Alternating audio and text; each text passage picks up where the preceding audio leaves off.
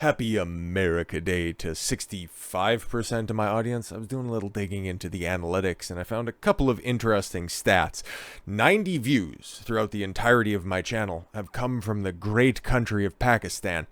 Weird to think about that I've been viewed in like over 100 different countries in the world. Very, very strange to think about. And then also, I've gotten two views from the Wii YouTube application. The Nintendo Wii application. That's just wild to think about, okay? But not quite as wild as to think that they're evacuating the White House on Independence Day after they found cocaine on the premises. Listen, man, this right here, this little story is an addendum to what we're going to be seeing here in the second, I would say about the last 3/4 of this video, because it's just a little guy, this right here, mostly because it's hilarious, and the entire premise of the video that was going to release a little bit earlier today, but you know, and hey, you get these little stories that pop up every once in a while, and you just got to slap them on the front. But no, Hunter Biden out there living his best life, and the moment that it comes out that the White House was evacuated, what they thought was anthrax is just simple party drug, given the fact that it's, you know,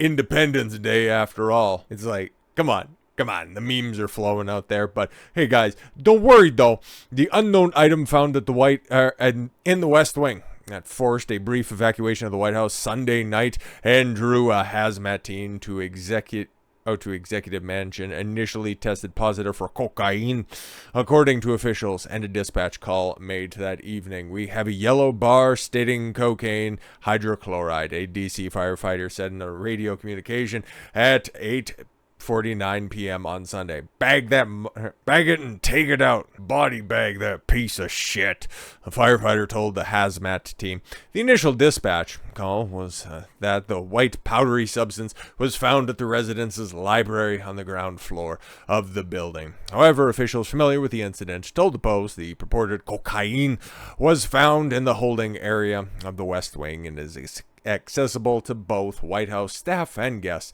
DC Fire and EMS did not immediately respond to requests to clarify the discrepancy. No. White powdery substances is only a cause for public concern if you're trying to invade a foreign nation in the Middle East. President Biden, 80, was at Camp David at the time of the incident. Aw, shucks. And so was his son, Hunter, who has admitted to past crack cocaine. He likes a crispy version, extra crispy. The 53-year-old was a part of the Family Day party that returned to Washington from the presidential retreat for 4th of July festivities later in the day. So don't worry, everybody. He wasn't there. That wasn't necessarily Hunter's coke, unless you just follow the numbers and figure out that he was there a couple of days beforehand. And of course, yes, the memes are going to flow. Because why wouldn't they? Of course, Hunter Biden with the drugs in the library. Well, excuse me, it was in the holding area? Well, who found him in the library and took him to the holding area? That's a bigger question. White powder was found at the White House, and cocaine, Hunter Biden was at the White House. We all know it belongs to him. Repeat the line. Oh, okay. And Hunter Biden chilling at the White House and never get high on your own supply. Say hello to my little friend. No, Hunter, not out here. Not where the kids are around. That's for the trannies that show up for the other celebrations. They can go ahead and take that out. But of course, if you want to use the promo code Big Guy to get 10% off, introducing My Kilo. It's nice and it's soft and it doubles as baking powder. It's my very own special concoction and it'll get you high in no time. Oh man, this is just... If the media actually took reporting news seriously this time that the Bidens have been in power in Washington, D.C., it would be just as lucrative, if not more, if they took the same type of care and dedication to reporting on what's going on with them as they did with Trump. They would have golden boats, for Christ's sakes. But no, they don't care because they have the right political affiliation and probably also partake in the same types of parties. So on with the regular scheduled programming. And if you want more political commentary such as this, it wasn't really so much political commentary as much as just laughing at the people in charge. Going to be doing a stream a little bit later where we're going to be going through the rest of the RFK town hall that was on News Nation. Started it on Sunday. We'll be closing it out here tonight. So happy America Day, everybody, and we'll see you in a little while. On this Independence Day, we take a look at the streets where the Declaration of Independence was in fact signed. Yes, that is, taking a look at the streets of Philadelphia, and you could hardly recognize what's going on down there. Take a look at its denizens just lining the streets, probably, it's scoping out a good place so that they can appropriately see the parade. I don't know what else is going on down there, of course. Like, okay, see, hey, maybe those guys have been out there for a hot second, and you know what? You just got the additional baggage that's down. I'm sure that they've all just recently hit hard times. Don't worry about it. These are just people that simply they slip through the cracks, guys. Come on. Like, they just need a hand in order to just make it through. There's nothing inherently wrong with what they're doing. I'm sure it's just probably a mosquito bite or something like that. It just needs tending to, right? Instead of doing the X trick, you take your fingernail and you just try to indent the bump that's there, and then hopefully it stops itching. They're just going with a little bit more of a visceral approach, right? Yeah, charts like this just show that the city of brotherly love is not too different than the second city in Chicago, City of Angels, Los Angeles, Empire City, New York City. Okay, it's all trash all the way down. Leftist policies have ruined all of these once great cities. This is what you get. People just lining the street, all doped up on their chosen drug of choice, because if you would take a look at some of the sites that you would see on the West Coast in Portland and Seattle, where they've completely and totally decriminalized all drug use, including all the hard stuff, everything looks similar to that. Those are just people out there living their best life. And like I said, man, they just need a break. Okay, they don't need condemnation. They don't need standards or anything else enforced upon them. They just need to live their best life, and who are you to tell them that they're doing something wrong? If only they just had better connections that are out there, they too could be living their best life. Kind of like Hunter Biden, which this guy right here is... if he was born to a different family, he would very much be scoping out in an appropriate sized tent, trying to finagle himself right next to a heating grate in one of those shithole Democrat cities. But instead, he's the first son, and he never gets held responsible for any of his actions. All he can do is just hire the best lawyers, say that he's sorry, settle out of court, never be held responsible for anything that he does, gets sweetheart plea deal after sweetheart plea deal, and instead have more evidence come forward. But hey guys, the FBI has had this laptop in their possession and had an open investigation since 2019, and they couldn't come forward and end up finding out this little gem that's in there. This one right here just kind of lets me know that Hunter Biden would be fun as hell to party with. Hunter Biden filmed himself smoking crack behind the wheel, driving at 172 miles per hour on the way to Las Vegas. That's a guy who loves to party. But also, given the fact that he's still very much alive, and this happened very much in the past, I think that also shows that empirically, men are just better drivers than women. Hunter Biden apparently films himself smoking crack behind the wheel of a car in 2018, the same year that he took pictures of himself driving on 172 miles per hour in a Porsche, according to thousands of newly uploaded photos from the first son's abandoned laptop, which, yes, the FBI has been in possession of since 2019. Couldn't see any crimes that were in there at all whatsoever. No, of course not. Biden, 53, is seen flashing what looks like a crack pipe. Well, come on, it bears a striking resemblance to the one that is pictured in that famous clip where he's passed out on some white linens and he's just, I don't know, got a little apparatus. Maybe it's just a prototype for a sleep apnea mask. Don't know for sure or not.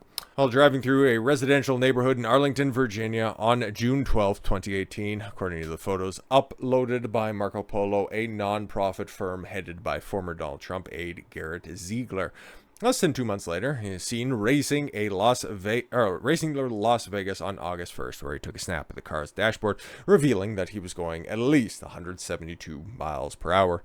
Pictures were found on Hunter Biden's infamous laptop, which also contained messages to multiple women waiting for him to arrive in Sin City for a hot tub party. All right, the Daily Mail reported Sunday. I don't have a bathing suit, and I really wanted to wear a cute bathing suit. One woman named Cheryl wrote to President Biden or Biden's troubled son. No, he's past that all now. He's a painter now. Everything's great.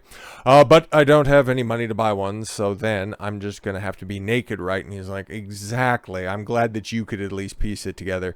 The Las Vegas party, however, appeared to be more than some of the women expected, with another writing, honestly, babe, the problem is you have too many girls there. Nah, somebody just thought that they were special. It's like, this is gonna be a big crack-filled binge.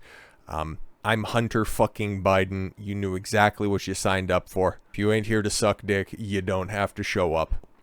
The Las Vegas trip appears to have taken place during the weeks-long bender Hunter Biden admitted to going on during a January 2019 conversation with a hooker. She's just a hooker, which was caught on video when he forgot to turn off his laptop camera after having sex with her. Well, yeah, of course, and there you have him. On a Porsche? Oh, okay. 172 miles an hour. All right. Well, hey, look, it doesn't look like there's much traffic out there, and I'm not gonna get on him too bad for doing 172 miles an hour. That's totally fine. That, on the other hand, well, at least he's not being irresponsible by driving anything, too expensive. I'm sure that's probably some mid-range luxury vehicle.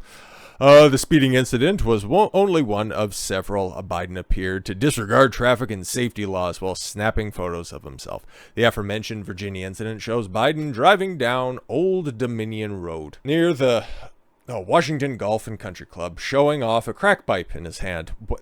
Oh my God. Like, there's self-snitching when it comes to some stupid people committing some stupid crimes. And then there's Hunter Biden. He's fucking great. Biden was driving himself to the Washington Dulles Airport after missing his flight to Los Angeles the day before. He was busy, according to the records uploaded by Marco Polo. See right there? He's just getting the most out of everything. It's like telling old ghost stories, right? It's like, what can you see in the crack fumes? It's a very good bonding technique, I hear. While the two incidences didn't end in accidents, Biden was not too lucky in the past. In his 2021 memoir, Beautiful Things, recounting one such case. I was trying to find some crack in the carpet, and all I could find was Parmesan cheese, and I ended up putting my hand through the wall because I knew that was rock bottom for me. Waking up the first son wrote on October 27th, 2016, he nodded off behind the wheel while high and driving on the highway outside Palm Springs, California. Waking up an instant later, found myself in midair. The car had jumped a soft curb in the passing lane and soaring at 80 miles an hour into the cloudless blue sky. A soft curb, and you're just heading into the sky at 80 miles an hour? Total cap. Heading into the gulch that divided I-10, he wrote. Oh my God, however did this very real, very legit scenario end up going? The car spun into the westbound lanes. Yep, frankly, I don't fucking care about any of that shit, because it didn't result in a lawsuit. Didn't have to result in you getting a sweetheart plea deal, which, a little bit of information on that one. This calls into question the integrity of their investigation. Senator Ron Johnson slams Hunter Biden probe as it revealed prosecutor who signed off on sweetheart tax deal previously worked for first son's business partner. See, guys, it's a big old club and you ain't in it. This is what you get when you're born into the right family, kids. Prosecutors signed off on the documents charging Hunter Biden with tax and gun crimes, previously worked with one of the first son's business partners. Wow, Delaware U.S. Attorney David Weiss, of course, officially filed charges against the president's son last Tuesday after a near 5-year probe into his alleged tax crimes and foreign financial dealings. Weiss's deputy assistant United States Attorney Derek Hines signed off on the charging documents alongside his boss and 2 other AUSAs, indicating he has a central role in Hunter's criminal prosecution. According to Hines' LinkedIn account, he previously worked for special counsel to ex-FBI Director Louis Freeh at his private company, Free Group International Solutions. Oh, okay, cool. Just another fake company. They always just have these laborious names. A lobbying and risk management consultancy. And you take Hunter Biden on as a client, or at least as some sort of business associate, and you're a risk management consultancy firm. Sounds terrible when it comes to showing off your decision-making capacities. Up with Hunter on overseas business currently under scrutiny by lawmakers. Well, of course, man. What did you expect from all these folks? Free worked with Hunter on a $3 million job consulting for a Romanian criminal. Wait a minute. A deal that allegedly now part of his federal criminal investigation and is being investigated by Congress. Oh, so that's the only time that the United States government cares about the business dealings of a U.S. citizen in Romania. Interesting. Senator Ron Johnson told the Daily Mail the link between the prosecutor and Hunter's business associates calls into question the integrity of the entire investigation. They're like, it's already been settled, and we've got D's at the end of our names. The fuck are you gonna do about it? Free proposed setting up a private consultancy with Hunter and Joe Biden when he ended his vice presidency term, offering lucrative future work options, including working overseas clients such as corrupt former Malaysian Prime Minister Najib Razak. He also sent $100,000 to a private trust for Joe's grandchildren. Oh, that doesn't sound like any sort of corruption. No, of course not. Though he wrote an email to Hunter saying it was intended for a charity instead. Yes, for the charity of grandchildren of Joe Biden. Like, fuck off. Hines' LinkedIn says he worked as special counsel, the ex-FBI director, company Free Group in New Orleans, Louisiana between August 2013 and February 2015. It is unclear what projects he counseled Free on. Yeah, and it's also unclear how much Hunter and Joe Biden benefited from those business arrangements. But hey man, it's good to be the king. And if you can't be the king, be the king's son, because you can get away with absolute murder. So with all that said, thank you all very much for the gift of your time. I've been Don Consuelo. I want you to follow your gut and get after it. Take care, everyone.